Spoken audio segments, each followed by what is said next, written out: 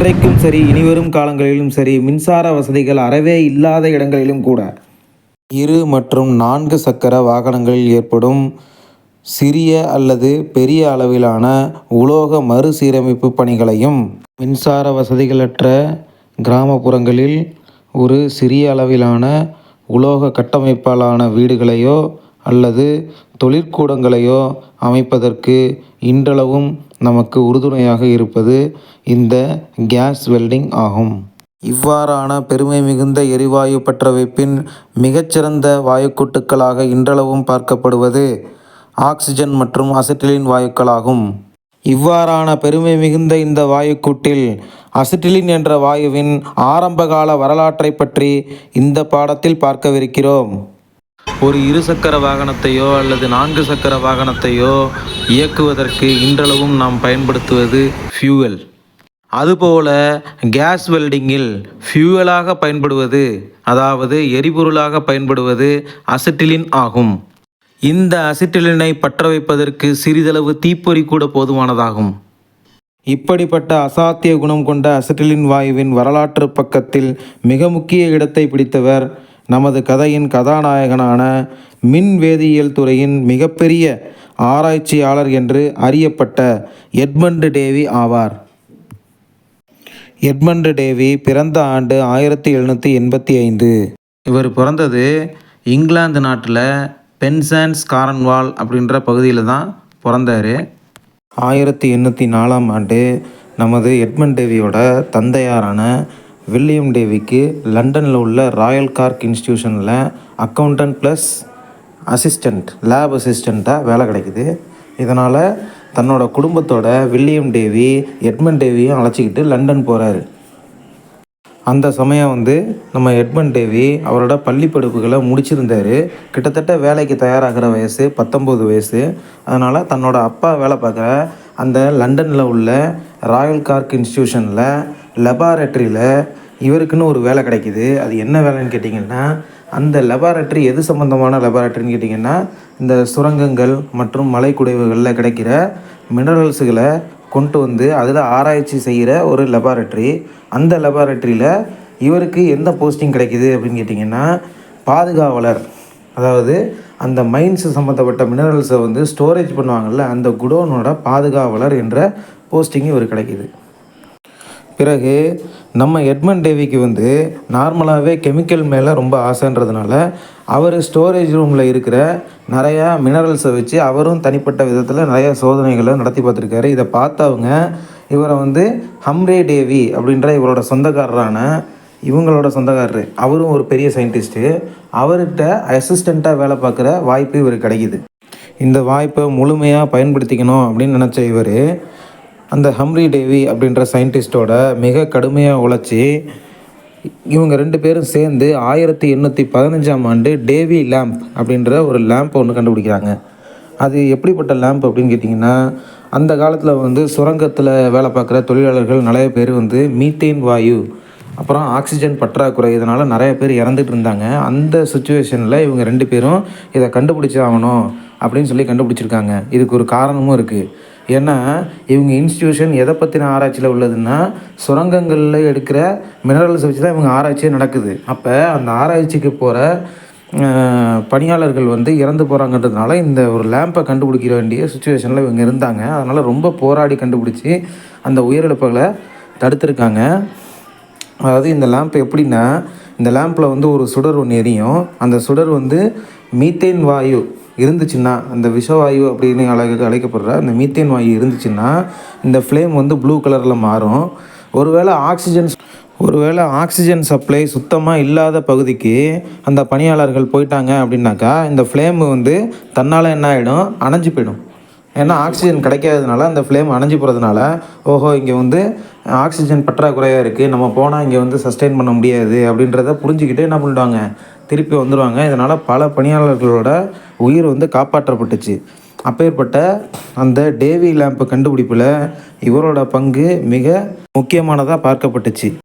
வாழ்க்கையில் முதல்ல ஒரு சாதனையை செஞ்ச இவர் அதுக்கப்புறமா அடுத்த சாதனைக்கு மூவ் ஆன் ஆகலாம் அப்படின்னு நினச்சாரு. அந்த இன்ஸ்டியூஷனில் அவர் வேலைக்கு சேர்ந்து கிட்டத்தட்ட 11 வருஷத்தில் இப்படிப்பட்ட ஒரு சாதனையை நிகழ்த்தினவர் அதோட ஓயலை. பிறகு என்ன பண்ணியிருக்காரு, அந்த இன்ஸ்டியூஷன்லேயே சேகரித்து வச்சுருக்கிற மினரல்ஸை எடுத்து அதுலேருந்து உலகத்தில் இல்லாத புது புது மெட்டல்ஸை வந்து கண்டுபிடிக்கணும், உலோகங்களை கண்டுபிடிக்கணும் அப்படின்ற ஆசை அவருக்கு வந்துச்சு.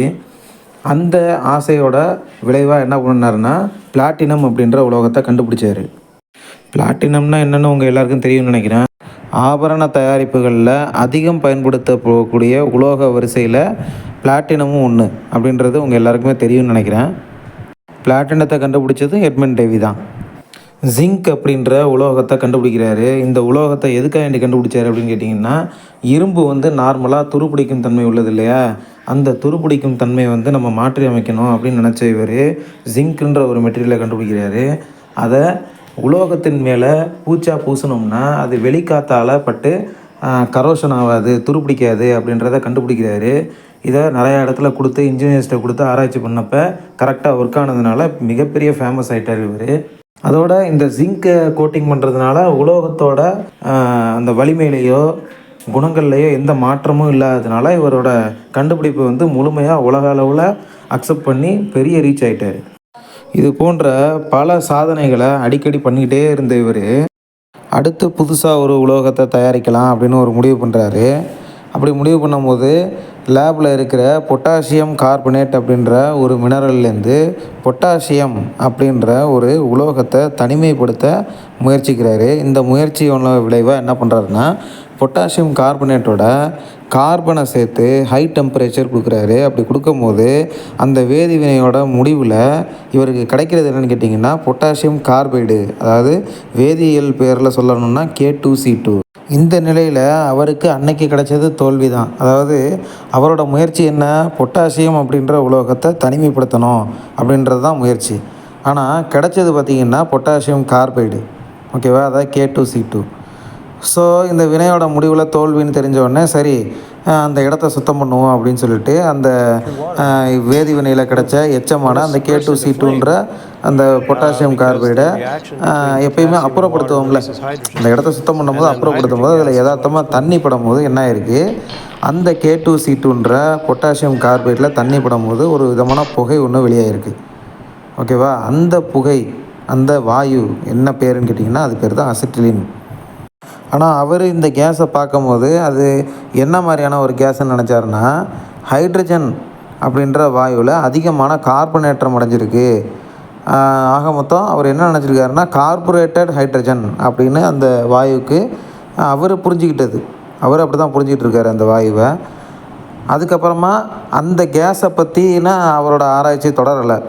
ஏன்னா அவரோட எய்ம் என்னென்னா புதுசாக உலோகங்களை உருவாக்கணும் அப்படின்றது தான் அவரோட எய்மு. அன்னைக்கும் கூட பொட்டாசியன்ற மெட்டலை தனிமைப்படுத்தணுன்றது தான் அவரோட முயற்சி.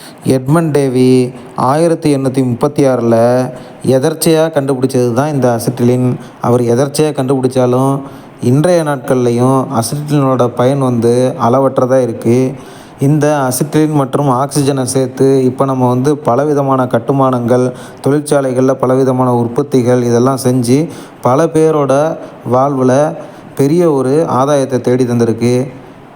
இந்த சயின்டிஸ்ட்டு மட்டும் இந்த அசிட்டிலினை கண்டுபிடிக்காமல் இருந்திருந்தாருன்னா இன்றைக்கி பல பேரோட வாழ்க்கையில் இந்த வெல்டிங் மூலமாக கிடைக்கிற சம்பாத்தியம் இருந்திருக்காது, இந்த வெல்டிங் மூலமாக நடந்த பில்டிங் ஸ்ட்ரக்சர்ஸும் கிடச்சிருக்காது.